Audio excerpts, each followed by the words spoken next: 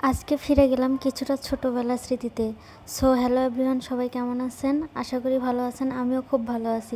ছোটোবেলার দিনগুলো কতই না মধুময় ছিল, তাই না? কতই না মজা করতাম, কত না আনন্দ করতাম, কিছুটা পাখির মতো উড়ে বেড়াতাম। কিন্তু বড় হওয়ার পর সেগুলো আর হয়ে ওঠে না। শুধু আমার না, আমার মনে হয় পৃথিবীর সকলেরই তাই। কেউ কেউ পড়াশোনায় বিজি হয়ে পড়ে, আবার কারো কারো বিয়ে হয়ে যায়, তেমন তাদের সাথে আর দেখা হয় না। কিছুদিন হলো মনটা পিকনিক পিকনিক করছিল, তো পাড়ার সব পিচ্চিদের বললাম চল একদিন পিকনিক করি।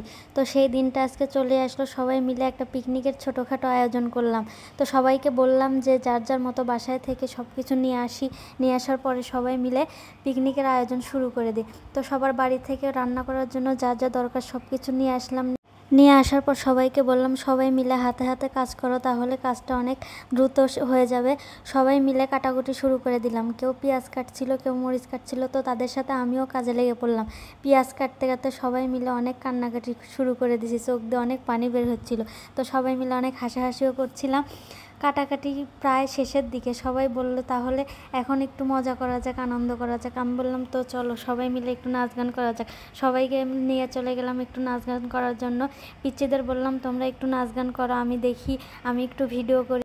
কিন্তু ক্যামেরার সামনে আসতে সবাই অনেক লজ্জা পাচ্ছিল, কেউ এমনভাবে ক্যামেরার সামনে নাচ গান করেনি। তো দুই পিচ্চি লেগে পড়লো নাচ গান করতে, তারা ভালোই একটু নাচানাচি করছে। এখানে আমি সবাইকেই বলছিলাম সবাই একসাথে নাচো, তাহলে অনেক সুন্দর দেখাবে, কিন্তু কেউ আসবে না। তারপর অনেক বলার পর আরও দুইজন আসলো, আসার পর তারা একটু নাচানাচি করলো। করার পরে সবাই বললো তাহলে এবার একটু খেলাধুলা করা যাক। সবাই মিলে কানামাছি খেলার জন্য প্রস্তুতি নিল। এই তো এরা সবাই মিলে কানামাছি খেলছিল। আমরা এই খেলাটাকে কানামাছি বলি। তো আপনারা কি বলেন অবশ্যই কমেন্টে জানাবেন। অনেকক্ষণ নাচানাচি করার পর, খেলাধুলা করার পরে দুপুর হয়ে আসলো। আমি সবাইকে বললাম এবার তাহলে রান্নার আয়োজন করি।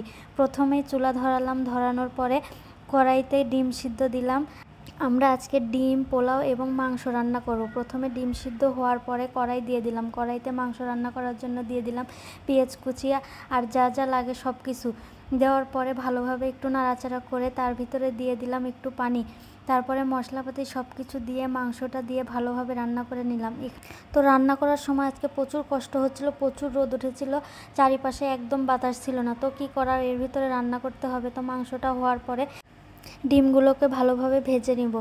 ডিমগুলো ভেজে নেওয়ার জন্য প্রথমে চুলাতে দিয়ে দিলাম কড়াইতে তেল দিয়ে, তেল গরম হওয়ার পর তার ভিতরে দিয়ে দিলাম ডিমগুলো ভালোভাবে লাল লাল করে ভেজে নিলাম। ডিমগুলো উঠিয়ে এবার রান্না করব পোলাও রান্না করার জন্য পাতিলে মশলাপাতি সব কিছু দিয়ে পোলাওটা ভালোভাবে রান্না করে নিলাম। পোলাও রান্নার ভিডিওটা নেওয়া হয়নি। রান্নাটা শেষ করার পর দুপুর হয়ে গেল, সবাই গোসল টোসল দিয়ে সবাইকে বললাম এবার খেতে এসো। সবাই মিলে খাওয়া দাওয়া শেষ করলাম। এই ছিল আজকে আমাদের দুষ্টু বাহিনী নিয়ে একটা ছোট্ট পিকনিকের আয়োজন। সবাই অনেক অনেক ভালো থাকবেন এবং আমার জন্য দোয়া করবেন। পরবর্তী ভিডিও দেখার জন্য সকলে রেডি থাকবেন। Tata, bye bye.